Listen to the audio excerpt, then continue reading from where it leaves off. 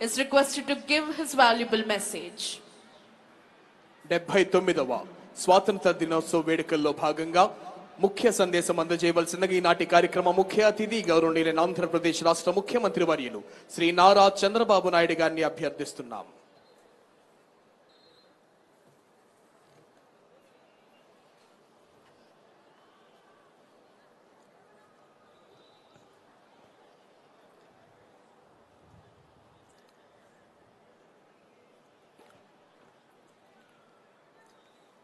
అందరికీ నమస్కారం. వందే మాతరం, వందే మాతరం, వందే మాతరం. ప్రపంచంలో అతిపెద్ద ప్రజాస్వామ్య దేశం భారత్. నేడు 79వ స్వాతంత్ర వేడుకలు జరుపుకుంటున్న శుభ సందర్భంగా భారతీయులకు, ప్రపంచంలోని తెలుగు వారికి, రాష్ట్ర ప్రజలకు శుభాకాంక్షలు. ఈ సమయంలో జాతిపిత మహాత్మా గాంధీ, సుభాష్ చంద్రబోస్, భగత్ సింగ్, రాజ్యాంగ నిర్మాత డాక్టర్ బిఆర్ అంబేద్కర్, త్రివర్ణ పతాక రూపకర్త పెంగళి వెంకయ్య, అల్లూరి సీతారామరాజు వంటి మహనీయుల్ని స్మరించుకుందాం. స్వాతంత్రం పొందిన 8 దశాబ్దాల కాలంలో దేశంలో అనేక మార్పులు జరిగాయి. ఇదే సమయంలో ఆంధ్రప్రదేశ్లో కూడా అనేక ఎత్తు పల్లాలను చూసింది. దేశంలోని తెలుగువారంతా ఒకే రాష్ట్రంగా కలిసి ఉండాలని నాడు కలలుగన్నాం. స్వాతంత్రానికి ముందే విశాలాంధ్ర కోసం పోరాడాం. అమరజీవి పొట్టి శ్రీరాములు ప్రాణత్యాగంతో కర్నూలు రాజధానిగా 1953 అక్టోబర్ 1వ తేదీన ఆంధ్ర రాష్ట్రం ఏర్పడింది. ఆ తర్వాత 1956 నవంబర్ 1వ తేదీన హైదరాబాద్ రాజధానిగా మొదటి భాషా ప్రయుక్త రాష్ట్రంగా ఆంధ్రప్రదేశ్ అవతరించింది. మళ్ళీ తిరిగి 2014లో రాష్ట్ర విభజనతో 2 తెలుగు రాష్ట్రాలు ఏర్పడ్డాయి. ఇలా ప్రతిసారి కొత్త సవాళ్లతో రాష్ట్రం ప్రయాణం సాగింది. 2014లో ఆంధ్రప్రదేశ్ విభజన తర్వాత జరిగిన పరిణామాలను ఒకసారి గుర్తు తీసుకోవాల్సిన అవసరం ఉంది. నవ్యాంధ్రప్రదేశ్కి మొదటి ముఖ్యమంత్రిగా ప్రజలు నాకు నాడు అవకాశం ఇచ్చారు. అనుభవం, ప్రజల సహకారంతో కష్టపడి దేశంలో టాప్ 3 రాష్ట్రాల్లో ఒకటిగా ఏపీని నిలిపాం. 2019లో వచ్చిన ప్రభుత్వం 5 సంవత్సరాల పాటు రాష్ట్రాన్ని విధ్వంసం చేసింది. ఏపీ బ్రాండ్ నాశనం చేసింది. వ్యవస్థలను నిర్వీర్యం చేసింది. రాష్ట్రం 30 ఏళ్లు వెనక్కిపోయింది. 10 లక్షల కోట్ల రూపాయల అప్పులు, బకాయిలతో ఆర్థిక విధ్వంసం చేశారు. ఆ 5 ఏళ్లు ఎక్కడా అభివృద్ధి జరగలేదు. కనీసం రోడ్లపైన గుంతలు పూడ్చలేదు. తవ్విన కొద్దీ గత ప్రభుత్వం చేసిన అప్పులు, తప్పులు, ఆక్రమాలు, అవకతవకలు వెలుగు చూస్తున్నాయి. పోలవరం నిలిచిపోయింది. అమరావతి ఆగిపోయింది. పెట్టుబడులు తరలిపోయాయి. 2024 ఎన్నికల్లో ప్రజలు గెలవాలి, రాష్ట్రం నిలవాలి అనే ఎన్డీఏ నినాదాన్ని ప్రజలు నమ్మి చారిత్రాత్మకమైన తీర్పునిచ్చారు. నిశ్శబ్ద విప్లవాన్ని సృష్టించారు. 94% స్ట్రైక్ రేటుతో 57% ఓట్ షేర్తో కూటమిని దీవించారు. రాష్ట్రాన్ని నిర్మించాలనే ఏకైక లక్ష్యంతో పాలన ప్రారంభించాం. మేము అధికారం చేపట్టిన ఈ ఏడాది కాలంలో ప్రజల నమ్మకాన్ని నిలబెట్టేలా, భవిష్యత్తుకు బాటలు వేసేలా తొలి రోజు నుంచి పనిచేస్తున్నాం. తొలి సంతకం నుంచి సుపరిపాలనకు తొలి అడుగు వేశాం. సంక్షేమం, అభివృద్ధి, సుపరిపాలనతో సాగిన ఏడాది పాలన ఎంతో సంతృప్తినిచ్చింది. ప్రజల మద్దతు, మా సంకల్పం, దేవుడి దయతో విధ్వంసం నుంచి వికాసం వైపు ప్రయాణం చేస్తున్నాం. నేను ఈరోజు సవినయంగా సగర్వంగా చెప్తున్నా, కూటమి ప్రభుత్వంలో సమిక్షేమానికి సాటి లేదు, అభివృద్ధికి అడ్డు లేదు, సుపరిపాలనకు పోటీ లేదు. ఇది రికార్డ్, ఇదే ఆల్ టైమ్ రికార్డ్ అని మరొక్కసారి విజ్ఞప్తి చేస్తున్నాను. కూటమి ప్రభుత్వం పేదల ప్రభుత్వం. సంక్షేమ పథకాలతో ప్రజల జీవన ప్రమాణాలు పెంచేందుకు, బడుగు బలహీన వర్గాలను అభివృద్ధి చేసేందుకు వేల కోట్ల నిధులు ఖర్చు చేస్తున్నాం. దేశంలో మరే రాష్ట్రంలో అమలు కాని స్థాయిలో రెట్టింపు సంక్షేమం ప్రజలకు అందుతోంది. ప్రధాన ఎన్నికల హామీలుగా ఉన్న సూపర్ 6ని సూపర్ హిట్ చేశాం. ప్రతి వర్గానికి, ప్రతి ప్రాంతానికి, ప్రతి కుటుంబానికి, ప్రతి పౌరునికి సాయంగా నిలబడుతూ సంక్షేమ పాలనకి కొత్త నిర్వచనం ఇచ్చాం. ప్రభుత్వం ఏర్పడిన తొలి రోజునే 5 సంతకాలతో ప్రధాన హామీల అమలుకు శ్రీకారం చుట్టాం.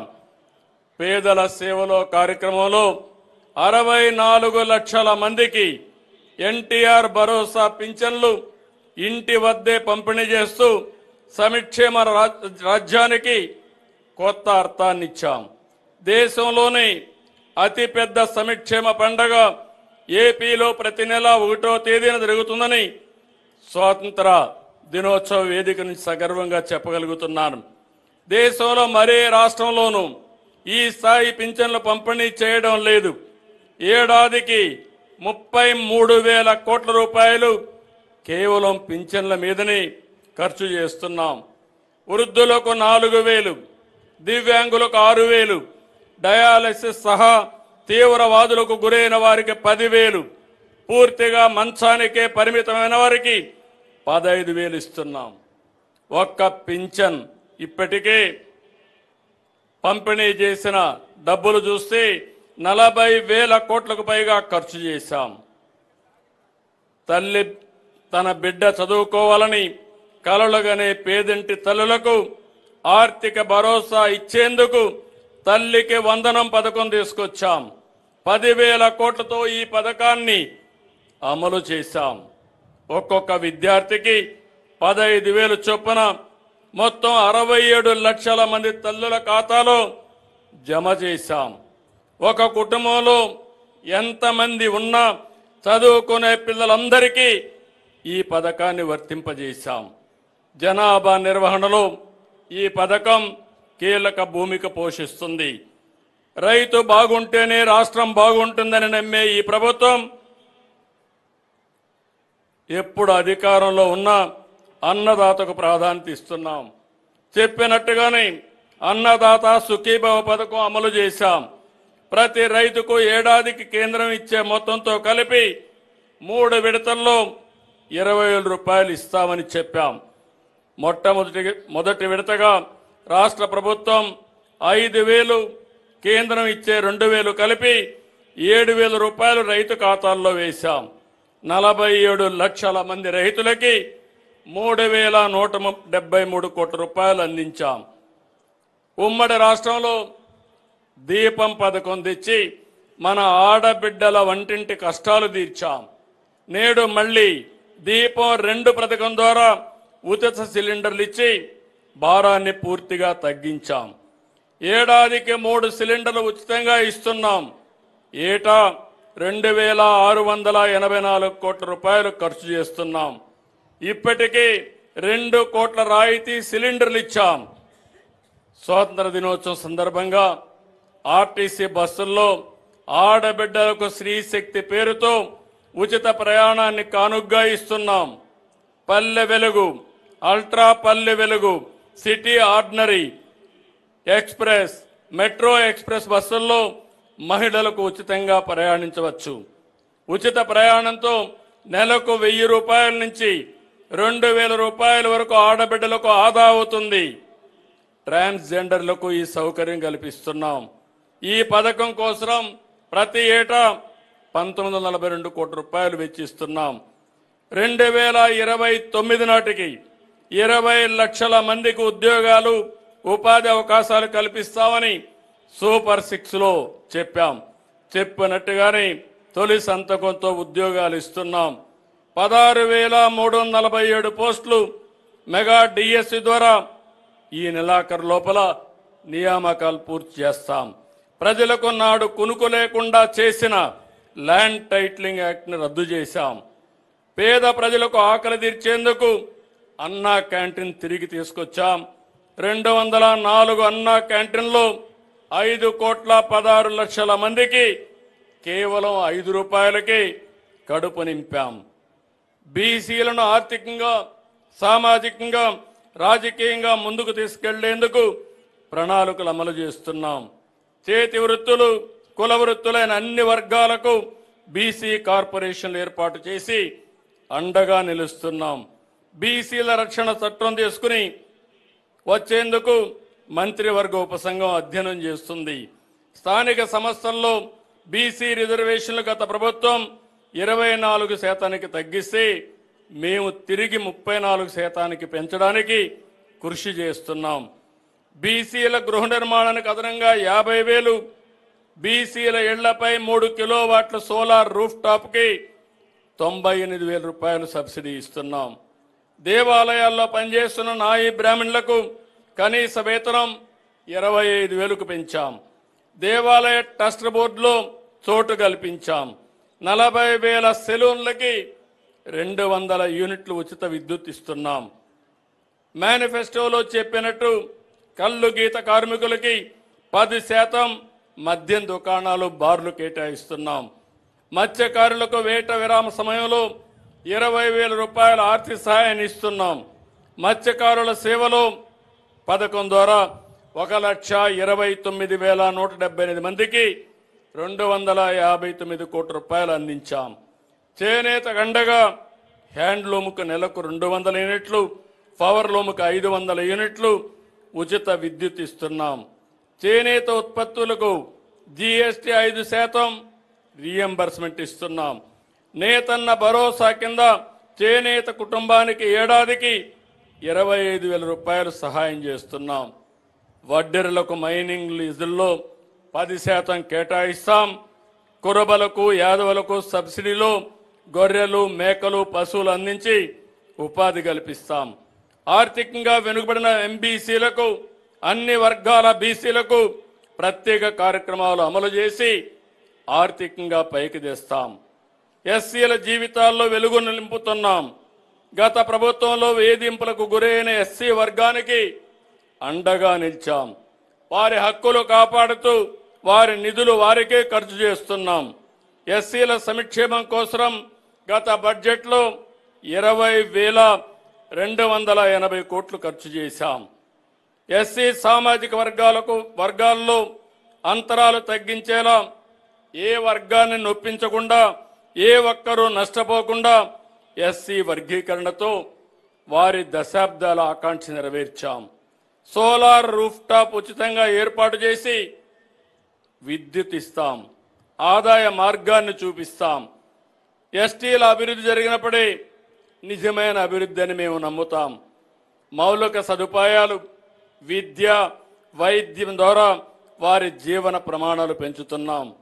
అడవి తల్లి బాటలో కార్యక్రమం ద్వారా 1,000 కోట్లతో రోడ్ల నిర్మాణం చేపట్టాం. మారుమూల గిరిజన ప్రాంతాలను ప్రధాన రహదారులతో కనెక్ట్ చేస్తున్నాం. డోలీ మోతలకు ఫీడర్ అంబులెన్స్తో విముక్తి కల్పిస్తున్నాం. ఏజెన్సీ ప్రాంతాల్లో కొత్తగా 5 మల్టీ స్పెషాలిటీ హాస్పిటల్ నిర్మిస్తున్నాం. అరకు కాఫీకి అంతర్జాతీయ బ్రాండింగ్ తెచ్చాం. మరో 1,00,000 ఎకరాల్లో కొత్తగా కాఫీ తోటలు పెంచి గిరిజనుల ఆదాయాన్ని రెట్టింపు చేసేలా అడుగులు వేస్తున్నాం. మైనారిటీ హక్కులు పరిరక్షిస్తూ అవసరాలు తీరుస్తున్నాం. ఇమాములకు 10,000, మౌజములకు 5,000 చొప్పున గౌరవ వేతనం ఇస్తున్నాం. హజ్ యాత్రికులకు ఒక్కొక్కరికి రూపాయల ఆర్థిక సహాయం అందిస్తున్నాం. గన్నవరం ఎయిర్పోర్ట్ని ఎంబార్కేషన్ పాయింట్గా చేశాం. 8,424 మంది పాస్టర్లకి 5,000 రూపాయలు గౌరవ వేతనం ఇస్తున్నాం. మహిళా సాధికారిత, భద్రత, గౌరవం కోసం కట్టుబడిన ప్రభుత్వం మాది. ఎంఎస్ఎంఈలతో మహిళలను పారిశ్రామికవేత్తలు చేస్తున్నాం. ప్రతి రంగంలో మహిళలకు అవకాశాలు కల్పిస్తున్నాం. గంజాయి, డ్రగ్ వినియోగం మహిళలపై నేరాలకు ప్రధాన కారణం. వీటి నియంత్రణ కోసం ఈగల్ టాస్క్ ఫోర్స్ తెచ్చాం. మహిళలకు రక్షణగా 164 శక్తి టీముల్ని, 300 హెల్ప్ డెస్క్లు ఏర్పాటు చేశాం. భావ ప్రకటన స్వేచ్ఛ పేరుతో సోషల్ మీడియాలో మహిళలపై అసభ్యకరమైన పోస్టులు పెడితే కఠినంగా వ్యవహరిస్తున్నాం. మహిళల ఆత్మ గౌరవాన్ని కాపాడతాం. అంగన్వాడీ వర్కర్లకు గ్రాట్యుటీ 1,79,000 రూపాయలు, హెల్పర్లకు 1,09,000 రూపాయలు చెల్లిస్తున్నాం. ఆశా వర్కర్స్కు పదవీ విరమణ వయసు 62 ఏళ్లకు పెంచాం. 43,000 మంది ఆశా వర్కర్లకి గ్రాట్యుటీ గరిష్టంగా 1,50,000 రూపాయలు పొందేలా చేశాం. వీటికన్నిటికీ 645 కోట్ల రూపాయలు ఖర్చు చేస్తున్నాం. చౌక దుకాణాల ద్వారా ఎప్పుడు కావాలన్నా రేషన్ సరుకులు తీసుకునే వీలు కల్పించాం. ఎండియు వాహనాల రద్దుతో రేషన్ బియ్యం రీసైక్లింగ్ మాఫియాకు అడ్డుకట్టు వేస్తున్నాం. 18 లక్షల మంది వృద్ధులు, దివ్యాంగులకి ప్రతి నెల 26వ తేదీ నుంచి ఇంటి వద్దే రేషన్ అందిస్తున్నాం. 2029 నాటికి అందరికీ సొంత ఇల్లు కల్పించే లక్ష్యంగా పనిచేస్తున్నాం. గ్రామీణ ప్రాంతాల్లో 3 సెంట్లు, పట్టణ ప్రాంతాల్లో 2 సెంట్లు స్థలం ఉచితంగా ఇస్తాం. పూర్తయిన 3 లక్షల ఇండ్లు త్వరలో లబ్ధిదారులకు అందజేస్తాం. మరో 6 లక్షల ఇండ్లను వచ్చే ఏడాది మార్చి నాటికి లబ్ధిదారులకు అప్పగిస్తాం. వ్యవసాయంలో సాగు ఖర్చు తగ్గాలి, రైతుల ఆదాయం పెరగాలనే సంకల్పంతో పనిచేస్తున్నాం. మారుతున్న ఆహారపు అలవాట్లకు అనుగుణంగా డిమాండ్ ఉన్న పంటలు సాగు చేయాలి. ఎరువులు, పురుగు మందుల వినియోగం తగ్గించి ప్రకృతి సాగు దిశగా రైతులు అడుగేయాలి. ఆర్గానిక్ ఉత్పత్తులతో ఆరోగ్యం కాపాడుకుందాం. ప్రపంచ మార్కెట్కు ఆర్గానిక్ పంటలు ఎగుమతి చేసి ఆర్థికంగా బలపడదాం. ఆర్థికంగా కష్టాలున్న రైతును బలోపేతం చేసేందుకు అన్నదాత సుఖీభవ పిఎం కిసాన్ ప్రారంభించాం. ధాన్యం కొనుగోలు చేసి 13,554 కోట్లు రైతులకి 24 గంటల్లోనే చెల్లించాం. గత ప్రభుత్వం నిలిపివేసిన డ్రిప్ సబ్సిడీలు, యాంత్రీకరణ సబ్సిడీలు తిరిగి ప్రారంభించాం. సాగులో సాంకేతికతను తీసుకొస్తున్నాం. ఖర్చు తగ్గేలా డ్రోన్ టెక్నాలజీ, శాటిలైట్ సేవల్ని వ్యవసాయ రంగానికి వినియోగిస్తున్నాం. అవేర్ ద్వారా వాతావరణ పరిస్థితులపై రైతులకు ఎప్పటికప్పుడు సమాచారాన్ని అందజేస్తున్నాం. అంతర్జాతీయ పరిణామాల కారణంగా వాణిజ్య పంటలైన కోకో, మిరప, పొగాకు, మామిడి రైతులు ఇబ్బంది పడితే వారిని సకాలంలో ఆదుకున్నాం. రాయలసీమను హార్టికల్చర్ అబ్బు చేసేలాగా ప్రణాళికలు అమలు చేస్తున్నాం.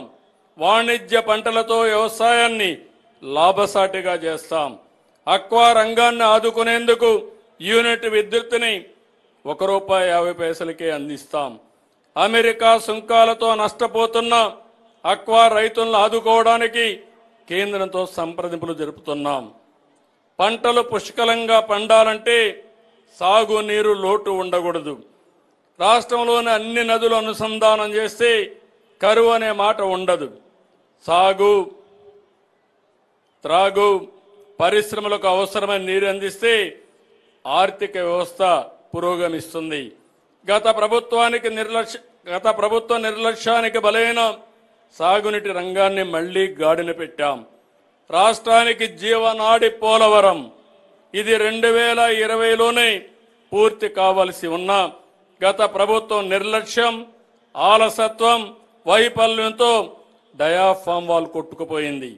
గత పాలకుల 5 ఏళ్లలో 5% కూడా పూర్తి చేయలేకపోయారు. మళ్ళీ మేము అధికారంలోకి వచ్చిన తర్వాత సమస్యల్ని పరిష్కరించి ప్రాజెక్టు పనులను గాటిన పెట్టాం. ప్రాజెక్టులో కీలకమైన డయాఫామ్ వాల్ వచ్చే ఏడాది డిసెంబర్కి పూర్తవుతుంది. 2027 డిసెంబర్ నాటికి పోలవరంని పూర్తి చేసి జాతికి అంకితం చేసే బాధ్యత ఈ ప్రభుత్వాన్ని. కేంద్ర ప్రభుత్వం 12,157 కోట్ల నిధులు విడుదల చేసి సకాలంలో పనులు చేసేందుకు సహకరించింది. దీనికి కేంద్రానికి కృతజ్ఞతలు తెలియజేస్తున్నాం. రాయలసీమ 4 ఉమ్మడి జిల్లాల్లో 6 లక్షల ఎకరాలకు సాగునీరు అందించే ముఖ్యమైన హంద్రీ నీవా సుజల స్రవంతిపై గత ప్రభుత్వం డ్రామాలు ఆడింది. కాలువలకు నీటి విడుదల పేరుతో గేట్ల సెట్టింగ్ వేసి నాటి ప్రభుత్వం రైతులను మోసం చేసింది, నవ్వుల పాలైంది. మేము అధికారంలోకి రాగానే హంద్రీ నీవా పైన దృష్టి పెట్టాం. గత నెలలో ప్రధాన కాలువ వెడల్పుని 100 రోజుల్లో పూర్తి చేసి రికార్డు సృష్టించాం. 3,850 క్యూసెక్స్ల నీటిని విడుదల చేశాం. ఈ నెలలోనే చిత్తూరు జిల్లా చివరి ఆయకట్టుకు నీళ్లు ఇస్తాం. ప్రకాశం జిల్లాని కరువు నుంచి బయటపడవేసే వెలుగొండ ప్రాజెక్టుకి అత్యంత ప్రాధాన్యత ఇస్తున్నాం. వచ్చే ఏడాది జూలై కల్లా సాగునీరు ఇచ్చేలా పనులు ప్రారంభం చేశాం. వంశధార ప్రాజెక్టు పనులు వచ్చే ఏడాది జూన్ నాటికి పూర్తి చేసి 40,000 ఎకరాలకు నీళ్లు ఇవ్వాలని లక్ష్యంగా పెట్టుకున్నాం.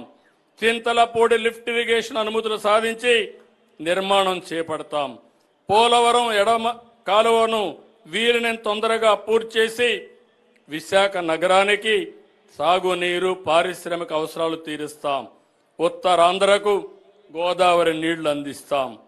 రాయలసీమను సస్యశ్యామలం చేసేందుకు గోదావరి వృధా జలాల్ని పోలవరం నుంచి బనకచెర్లకు మళ్లించాలని నిర్ణయించాం. సముద్రంలోకి పోయే వృధా నీటిని వినియోగిస్తాం. ఈ ప్రాజెక్టుతో ఏ రాష్ట్ర నీటి ప్రయోజనాలకు నష్టం వాటిల్లదు. ఎవరూ అభ్యంతరం చెప్పవలసిన అవసరం లేదు. వరదలు వచ్చినప్పుడు ఎగువ రాష్ట్రాలు నీటిని విడుదల చేస్తే దిగువ రాష్ట్రంగా ఆ నష్టాలను, కష్టాలను భరిస్తున్నాం. దిగువ రాష్ట్రంగా అదే వరద నీటిని వాడుకుంటామంటే అభ్యంతరాలు ఎందుకని అడుగుతున్నా. వరదను భరించాలి కానీ వరద నీటితో ప్రయోజనం పొందకూడదంటే ఇది ఏ విధంగా మంచిదో ఆలోచించమని విజ్ఞప్తి చేస్తున్నా. సమగ్ర నీటి నిర్వహణతో వాటర్ సెక్యూరిటీకి అధిక ప్రాధాన్యత ఇస్తున్నాం. ప్రస్తుతం రాష్ట్రంలోని రిజర్వాయర్లు 99% నిల్వలతో జల కళను సంతరించుకున్నాయి. 785 టీఎంసీ నీళ్లు వివిధ రిజర్వాయర్లో అందుబాటులో ఉన్నాయి. భూగర్భ జలాల పెంపుకు చర్యలు తీసుకుంటున్నాం. భూమిని జలాశయంగా మార్చే ప్రయత్నాలు ఫలిస్తున్నాయి. వర్షాకాలం తర్వాత +3 3 మీటర్లు, ముందు -8 మీటర్ల కంటే తగ్గకుండా భూగర్భ జలాలు ఉండేలా నీటి నిర్వహణ చేపడుతున్నాం. సాగునీటి సంఘాలు నీటి నిర్వహణలో కీలక పాత్ర పోషిస్తున్నాయి. 6,047 సాగునీటి సంఘాలు, 267 డిస్ట్రిబ్యూషన్ కమిటీలు, 58 ప్రాజెక్టు కమిటీలని నీటి నిర్వహణలో భాగస్వాములు చేస్తున్నాం. పల్లెలే దేశానికి పట్టుకొమ్మలన్న జాతిపిత మహాత్మా గాంధీ మాటలు మాకెప్పుడూ ఆచరణనీయం. జాతీయ గ్రామీణ ఉపాధి పథకం కింద అత్యధికంగా 5,211 కోట్ల రూపాయలు ఖర్చు పెట్టాం. గ్రామీణ ప్రాంతాల్లో 4,000 కిలోమీటర్లు సీసీ రోడ్లు, 250 కిలోమీటర్లు బీటీ రోడ్లు వేశాం. 2028 నాటికి జల్ జీవన్ మిషన్ కింద ప్రతి పల్లెకు, ప్రతి గడపకు సురక్షిత తాగునీరు అందిస్తాం. గ్రామీణ పారిశుద్ధ్యం మెరుగుపరిచేందుకు పైలట్ ప్రాజెక్టు కింద 500 మ్యాజిక్ డ్రైన్స్ నిర్మాణాన్ని చేపడుతున్నాం. గత ప్రభుత్వ హయాంలో రెవెన్యూ శాఖలో అనేక అక్రమాలు జరిగాయి. నాడు ప్రజలు తమ భూములు ఆస్తులకు రక్షణ కోల్పోయారు. గత ప్రభుత్వం భూ సర్వే పేరిట ప్రతి గ్రామంలో వివాదాలు సృష్టించింది. రాష్ట్ర వ్యాప్తంగా 17,600 రెవెన్యూ సదస్సులు నిర్వహించి భూ వివాదాలను చాలా వరకు పరిష్కరించాం. 2027 డిసెంబర్ నాటికి భూముల రీసర్వే పూర్తి చేస్తాం. ప్రజల ఆస్తి పత్రాల మీద గత పాలకులు తమ ఫోటోలు వేసుకున్నారు. వాటి స్థానంలో రాజముద్రతో కొత్త పాస్ పుస్తకాలు ఇస్తున్నాం. పేదల ఇళ్ల స్థలాలపై మంత్రివర్గం పనిచేస్తూ ఉంది. అభ్యంతరం లేని నివాస స్థలాలను డిసెంబర్లోగా క్రమబద్ధీకరిస్తాం. గత పాలకులు కొత్త జిల్లాలను ఏర్పాటు చేయడంలో అస్తవ్యస్తం చేశారు. ఇప్పటి వాడిని సరిదిద్దాం. ఈ విషయంలో ఎన్నికల్లో ఇచ్చిన హామీల్ని నిలబెట్టుకుంటాం. సంపద సృష్టి జరగాలంటే నాలెడ్జ్ ఎకానమీ ప్రధానం. అందుకే విద్య నైపుణ్యాలకు ప్రాధాన్యత ఇస్తున్నాం. భవిష్యత్తు అవసరాలను అనుగుణంగా యువతను విద్యార్థుల్ని సిద్ధం చేస్తున్నాం. ఏపీ మోడల్ ఆఫ్ ఎడ్యుకేషన్ దేశమంతా అనుసరించేలా రాష్ట్ర విద్యా రంగాన్ని తీర్చిదిద్దాం. ప్రభుత్వ పాఠశాలల్లో మెరుగైన సౌకర్యాలు, అత్యున్నతమైన విద్యా ప్రమాణాలతో విద్యార్థులకు బోధన అందుతోంది. ప్రతి శనివారం నో బ్యాక్ డేగా ప్రకటించాం. 1 క్లాస్ 1 టీచర్ విధానాన్ని తెచ్చాం. స్కూళ్ల విలీనం పేరుతో తెచ్చిన జీవో 117 రద్దు చేశాం. డొక్కా సీతమ్మ మధ్యాహ్న బోధన కింద విద్యార్థులకు సన్న బియ్యంతో నాణ్యమైన భోజనం పెడుతున్నాం. 953 కోట్ల ఖర్చు చేసి విద్యార్థులకి డాక్టర్ సర్వేపల్లి రాధాకృష్ణ విద్యార్థి మిత్ర పథకం కింద యూనిఫామ్ కిట్లు ఇస్తున్నాం. విద్యార్థుల పురోగతిపై చర్చించేందుకు 2 కోట్ల మందితో మెగా పేరెంట్ టీచర్స్ మీటింగ్ నిర్వహిస్తున్నాం. ప్రతి ఏటా ఈ కార్యక్రమం కొనసాగుతుంది. ఇంటర్ విద్యా విధానంలో మార్పు తీసుకొచ్చాం. ప్రభుత్వ జూనియర్ కళాశాలల్లో ఐఐటి, నీట్ లాంటి ప్రవేశ పరీక్షలకు శిక్షణ ఇస్తున్నాం. ఫీజు రీఎంబర్స్మెంట్ బకాయిలు విడుదల చేశాం. స్కిల్ సెన్సస్ ద్వారా యువత నైపుణ్యాలను అంచనా వేస్తున్నాం. వారికి అవసరమైన నైపుణ్య శిక్షణ ఇచ్చి పరిశ్రమలకు అనుసంధానం చేస్తాం. భవిష్యత్ అవసరాలకు తగ్గట్టు పాఠ్యాంశాలు మార్పులు చేస్తున్నాం. కరికులం అప్డేట్తో పాటు స్కిల్ పెంచే కార్యక్రమాన్ని చేపట్టాం. నైపుణ్య అభివృద్ధి సంస్థ ద్వారా శిక్షణ పొందిన 74,834 మందికి ప్లేస్మెంట్లు కూడా వచ్చాయి. ప్రతి నియోజకవర్గంలో ప్రతి సంవత్సరం జాబ్ మేళా నిర్వహిస్తున్నాం. ఆరోగ్య ఆంధ్రప్రదేశ్ అనేది మా విధానం. Preventive, curative, cost effective, real time monitoring విధానాలతో ప్రజారోగ్యానికి సంజీవనిగా వైద్య శాఖను తీర్చిదిద్దాం. మేము ఆధునిక విధానాలు అనుసరిస్తున్నాం. గేట్స్ ఫౌండేషన్ భాగస్వామ్యంతో ప్రజారోగ్యం కోసం కృషి చేస్తున్నాం. ఆర్టిఫిషియల్ ఇంటెలిజెన్స్ సాయంతో మెరుగైన ఆరోగ్య సంరక్షణ చేపడుతున్నాం. ఎన్టీఆర్ వైద్య సేవ పథకం కింద 3,257 వ్యాధులకు ఉచితంగా చికిత్స అందిస్తున్నాం. ప్రజారోగ్యంలో డిజిటల్ నెర్వ్ సెంటర్ భవిష్యత్ తరం వైద్య సేవలకు శ్రీకారం చుట్టాం. టాటా సంస్థ భాగస్వామ్యంతో ఈ ఏడాది జూలై 3 నుంచి కుప్పంలో డిజి నెర్వ్ సెంటర్ని పనిచేస్తా ఉంది. వచ్చే 6 నెలల్లో చిత్తూరు జిల్లాలో 2 ఏళ్లలో రాష్ట్రమంతా డిజి నెర్వ్ సెంటర్ని సేవల్ని విస్తరిస్తాం. 175 నియోజకవర్గాల్లో 100 నుంచి 300 పడకల మల్టీ స్పెషాలిటీ ఆసుపత్రుల నిర్మాణం చేపట్టాం. ప్రాథమిక సామాజిక ఆరోగ్య కేంద్రాలు బలోపేతం చేసి దీనికోసం 233 కోట్లు ఖర్చు చేస్తున్నాం. మానవత్వంతో స్పందించి సీఎం సహాయ నిధి కింద ఇప్పటి వరకు 552 కోట్ల రూపాయలు అందించాం. వైద్య రంగంలో సాంకేతికను వినియోగించడంతో పాటు వారసత్వమైన యోగాని, నేచురోపతిని ప్రజారోగ్యం కోసం ప్రోత్సహిస్తున్నాం. విశాఖ వేదికగా 3,19,000 మందితో యోగా నిర్వహించి గిన్నిస్ రికార్డు సాధించాం. మరో 21 ప్రపంచ రికార్డులు సృష్టించాం. యోగాంధ్ర కార్యక్రమాన్ని ప్రధాని ప్రశంసించారు. త్వరలోనే యోగాధ్యయన పరిషత్తు ఏర్పాటు చేస్తున్నాం. రాష్ట్రానికి గ్రోత్ ఇంజన్లుగా నగరాలు, పట్టణ ప్రాంతాలను అభివృద్ధి చేస్తున్నాం. జనాభా అవసరాలకు అనుగుణంగా పట్టణ ప్రాంతాల్లో మౌలిక సదుపాయాలను కల్పిస్తున్నాం. భవన నిర్మాణాలకు అనుమతులు సులభతరం చేశాం. 100 గజాల్లోపు స్థలాల్లో ఎటువంటి బిల్డింగ్ ప్లాన్ లేకుండా ఇంటిని నిర్మించుకునే అవకాశాన్ని కల్పించాం. విశాఖ విజయవాడ మెట్రో రైలు ప్రాజెక్టులను పట్టాలెక్కించాం. విశాఖలో 76 కిలోమీటర్లు, విజయవాడలో 38 కిలోమీటర్ల మేర మెట్రో రైలు ప్రాజెక్టు నిర్మిస్తాం.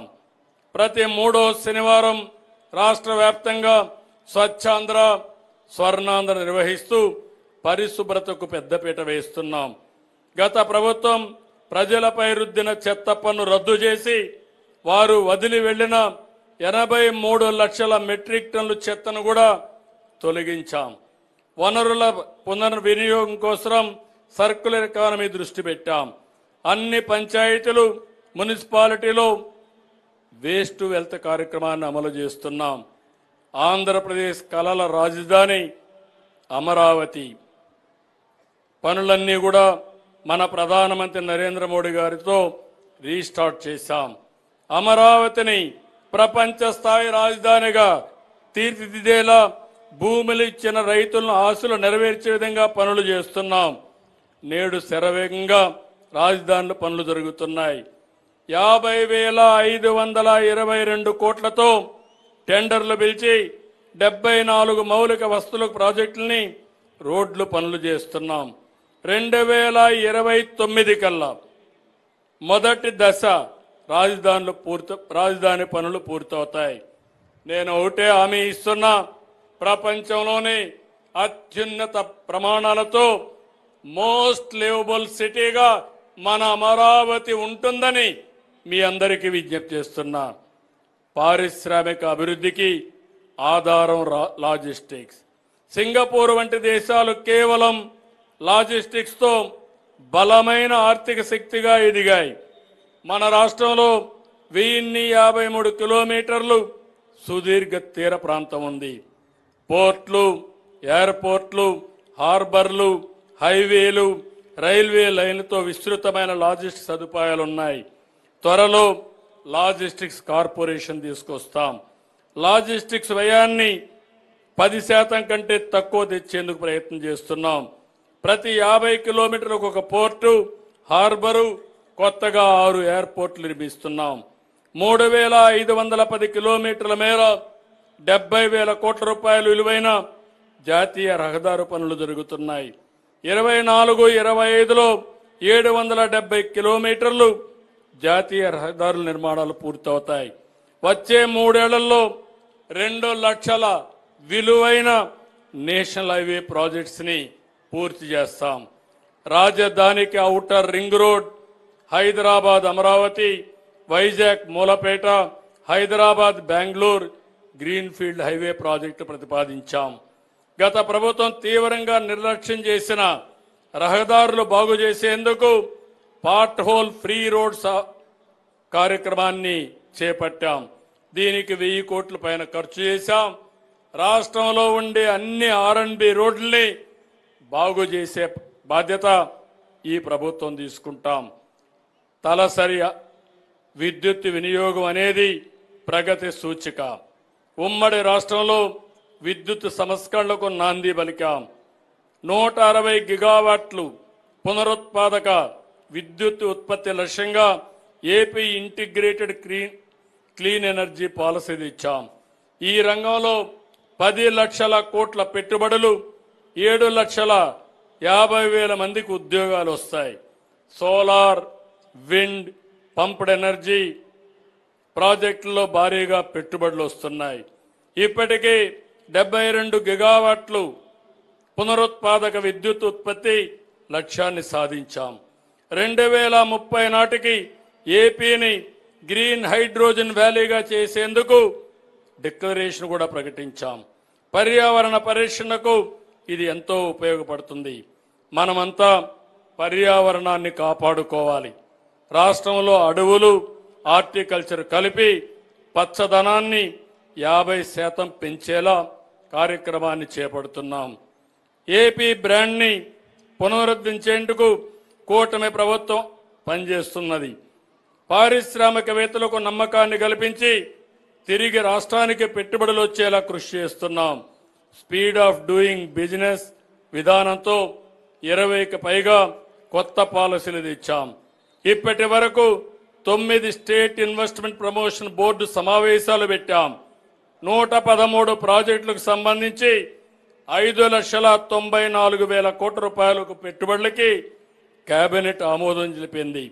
వీటి ద్వారా 5,56,000 మందికి ఉద్యోగాలు వస్తాయి. రాష్ట్రంలో పెట్టుబడులు, పరిశ్రమల స్థాపనకు సంబంధించి మన ఆలోచనలకు కేంద్రం అందిస్తున్న సహకారానికి ధన్యవాదాలు. సెమీ కండక్టర్ పరిశ్రమ ఏపీలో ఏర్పాటు చేసేందుకు కేంద్ర కేబినెట్ నిర్ణయం చేశారు. మొబైల్స్, ఆటోమొబైల్, ఎలక్ట్రానిక్స్, సెటాప్ బాక్సులలో ఉపయోగించే సెమీ కండక్టర్ తయారీ పరిశ్రమ దీనితో విప్లవాత్మక మార్పు వస్తుంది. ఒక కుటుంబం, ఒక పారిశ్రామికవేత్త అనే లక్ష్యంతో ఎంఎస్ఎంఈలు నెలకొల్పేలా ప్రణాళికలు అమలు చేస్తున్నాం. 175 నియోజకవర్గాల్లో ఎంఎస్ఎంఈ పార్కులు ఏర్పాటు చేస్తున్నాం. విశాఖ స్టీల్ ప్లాంట్కు కేంద్రం చేసిన 11,400 కోట్ల ఆర్థిక సాయంతో ప్లాంట్ను పరిరక్షించాం. విశాఖ రైల్వే జోన్ సాధించాం. కార్యాలయ భవన నిర్మాణాలు చురుగ్గా జరుగుతున్నాయి. పర్యాటకం అంటే సౌందర్యం, సాంస్కృతిక వైభవం, ఆధ్యాత్మిక వారసత్వం. పర్యాటకానికి పారిశ్రామిక హోదా ఇచ్చాం. Heritage, eco, adventure, wildlife, beach, temple tourism సర్క్యూట్లు అభివృద్ధి చేస్తూ పర్యాటకులకు ఆహ్లాదాన్ని అందిస్తున్నాం. 8,163 కొత్త గదులు అందుబాటులో వచ్చేట్టుగా 85 ప్రముఖ హోటళ్లతో ఒప్పందం చేసుకున్నాం. దేవాలయాలు సంస్కృతికి చిహ్నాలు, ఆధ్యాత్మిక కేంద్రాలు. 6,000కు పైగా ఆలయాల్లో నిత్యం ధూపదీప నైవేద్యాలకు 10,000 రూపాయలు చొప్పున విడుదల చేశాం. అర్చకుల వేతనాల్ని 15,000కు పెంచాం. ఆలయాల్లో అన్య మతస్థులు లేకుండా చూస్తున్నాం. వాట్సాప్ ద్వారా ఆలయాల్లో దర్శన సేవలు, వసతి బుకింగ్ చేసుకునేలా సులభతరం చేశాం. తిరుమలలో సహా రాష్ట్రంలో అన్ని దేవాలయాల్లో ప్రసాదాలు, సేవల్లో నాణ్యత పెంచాం. 23 ప్రధాన ఆలయాల్లో నిత్యాన్నదాన పథకం అమలు చేస్తాం. ఆర్య వయస్సుల ఆరాధ్య దైవం వాసవి కళ్యాణ పరమేశ్వరి అమ్మవారి ఆత్మార్పణ దినోత్సవాన్ని అధికారికంగా నిర్వహిస్తున్నాం. అధికారంలో ఉంటే ప్రజా సంపద రక్షణ, ప్రజారోగ్యానికి భరోసా. గత పాలకులు అక్రమ ఆర్జన కోసం సహజ వనరులు దోచుకున్నారు. ప్రజల ఆరోగ్యాన్ని పణంగా పెట్టారు. ఇసుక దోపిడీతో నిర్మాణ రంగాన్ని కూల్చి ఆ రంగంలో ఆధారపడిన లక్షల మందిని రోడ్డున పడేశారు. నాణ్యత లేని మద్యంతో ప్రజల ఇళ్ళు ఒళ్ళు గుల్ల చేశారు. అధికారంలోకి రాగానే ఆర్థిక అవసరాలను పక్కన పెట్టి ఉచిత ఇసుక విధానాన్ని అమలు చేసి భవన నిర్మాణ రంగాన్ని నిలబెట్టాం. ఇప్పటి వరకు 1,50,00,000 మెట్రిక్ టన్నుల ఇసుక ఉచితంగా అందించాం. ప్రజా ఆరోగ్యాన్ని గుర్తులో పెట్టుకుని మద్యం పాలసీని రూపొందించాం. ప్రభుత్వమే మద్య వ్యాపారం చేసే విధానానికి స్వస్తి పలికాం. నాణ్యమైన బ్రాండెడ్ మద్యం విక్రమాలు జరిగేలా చూస్తున్నాం.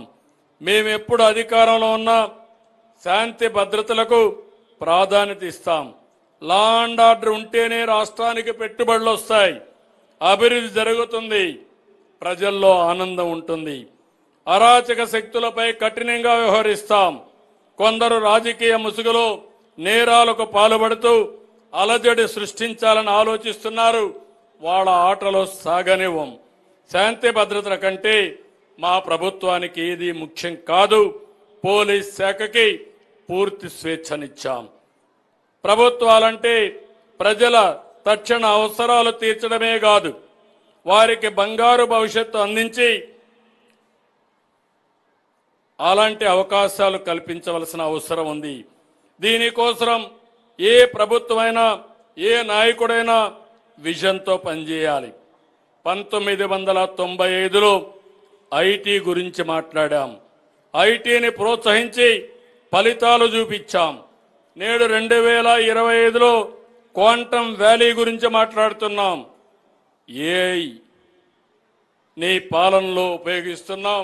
ఏఐని ఆర్టిఫిషియల్ ఇంటెలిజెన్స్ని ప్రమోట్ చేస్తున్నాం. డేటా లేక్ అవేర్ వినియోగంతో పౌర సేవల్లో సమూల మార్పులు తెస్తున్నాం. సిలికాన్ వ్యాలీ తరహాలో దేశంలో అమరావతిలో క్వాంటమ్ వ్యాలీ అమలవుతుంది. 2026 జనవరి నుంచి క్వాంటమ్ కంప్యూటింగ్ వ్యాలీ సేవలు మొదలవుతాయి. ఉత్తరాంధ్రకి ఐటీ డేటా సెంటర్లు వస్తున్నాయి. రాయలసీమలో defence, space, aerospace, drone, automobile, electronic పరిశ్రమలు వస్తున్నాయి. అన్ని ప్రాంతాల అభివృద్ధికి కృషి చేస్తున్నాం. ఐటీ, ఎలక్ట్రానిక్ రంగాల్లో పెట్టుబడుల కోసం కొత్తగా 6 పాలసీలు తీసుకొచ్చాం. నవ్యాంధ్రకు దిగ్గజ ఐటీ కంపెనీలైనటువంటి గూగుల్, టీసీఎస్, కాగ్నిజెంట్ వంటి సంస్థలు పెట్టుబడులు పెట్టడానికి ముందుకొచ్చాయి. అమరావతిలో రతన్ టాటా ఇన్నోవేషన్ హబ్ నెలకొల్పుతున్నాం. హబ్ అండ్ స్పోక్ విధానంలో విశాఖపట్నం, రాజమహేంద్రవరం, విజయవాడ, తిరుపతి, అనంతపురంలో హబ్బులు ఏర్పాటు చేస్తున్నాం. అమరావతిలో గ్లోబల్ లీడర్షిప్ సెంటర్ని ఏర్పాటు చేస్తున్నాం. ప్రజాపాలనలో సాంకేతికతను విస్తృతం చేశాం. వాట్సాప్ గవర్నెన్స్ మనమిత్ర ద్వారా పరిపాలనకి కొత్తదనాన్ని తీసుకొచ్చాం.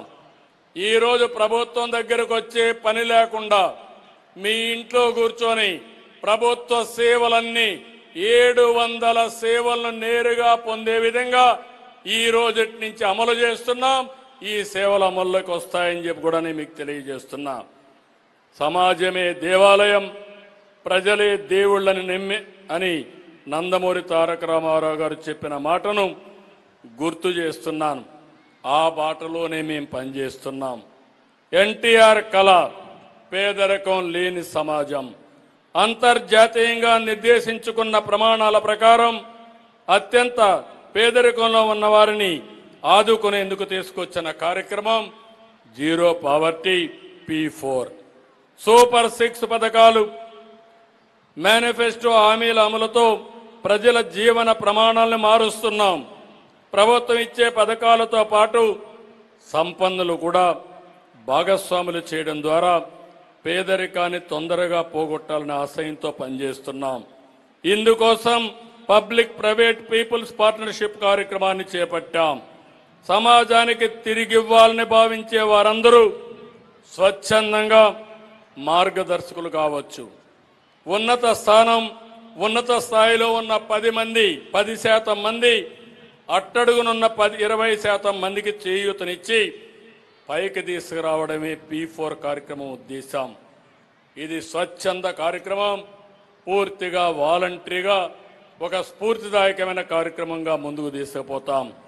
ఇప్పటికీ 10,38,000 మంది బంగారు కుటుంబాలను గుర్తించాం.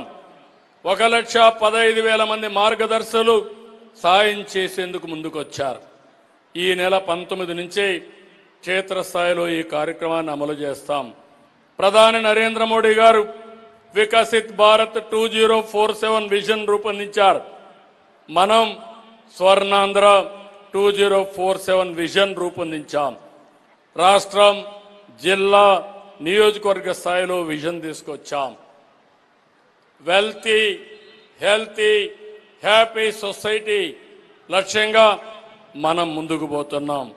ప్రపంచవ్యాప్తంగా అనేక దేశాల్లో మన తెలుగు ప్రజలు విజయాలు సాధిస్తున్నారు. ప్రతి చోట తమదైన ముద్ర వేస్తున్నారు. 2047 నాటికి భారతదేశం ప్రపంచ ఆర్థిక శక్తిగా నిలుస్తుంది. మన తెలుగు జాతి ప్రపంచంలోనే నెంబర్ 1 గా ఉండాలనేది నా తపన, కోరిక, ఆశయం.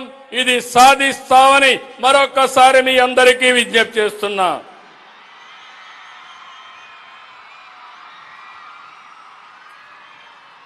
ప్రధానమంత్రి నరేంద్ర మోడీ గారి నాయకత్వంలో 2047కి భారత్ ప్రపంచ ఆర్థిక శక్తిగా నిలుస్తుంది.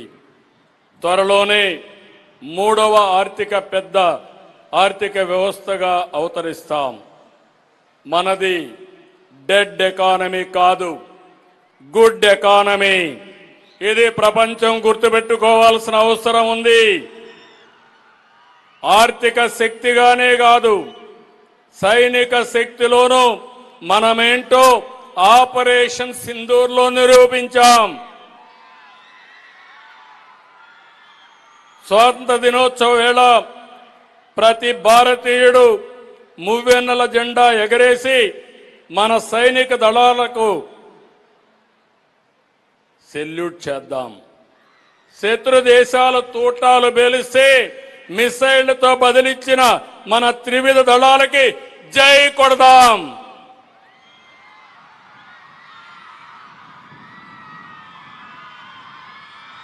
మరొకసారి మనమందరం స్వాతంత్రం కోసం త్యాగాలు చేసిన వారిని గుర్తుకు తెచ్చుకుంటూ నివాళులర్పిస్తూ ఈ జాతి అభివృద్ధికి పునరంకితం కావాలి, గట్టిగా పనిచేసే సంకల్పాన్ని ఈరోజు తీసుకోవాల్సిందిగా మిమ్మల్ని అందరినీ కోరుకుంటూ మరొక్కసారి ఇక్కడ ప్రపంచంలో ఉన్న భారతీయులకు, తెలుగు వారికి స్వాతంత్ర దిన శుభాకాంక్షలు తెలియజేస్తున్నా. జై ఆంధ్రప్రదేశ్, జై భారత్, జై Hind. Thank you, sir. Thank you so much for your inspiring message. అద్భుతమైన సందేశం ద్వారా అందరిలోనూ నూతనోత్సాహాన్ని నింపిన గౌరవనీయులైన ఆంధ్రప్రదేశ్ రాష్ట్ర ముఖ్యమంత్రి వర్యులు శ్రీ నారా చంద్రబాబు నాయుడు గారికి హృదయపూర్వక ధన్యవాదాలు తెలియజేస్తున్నాం.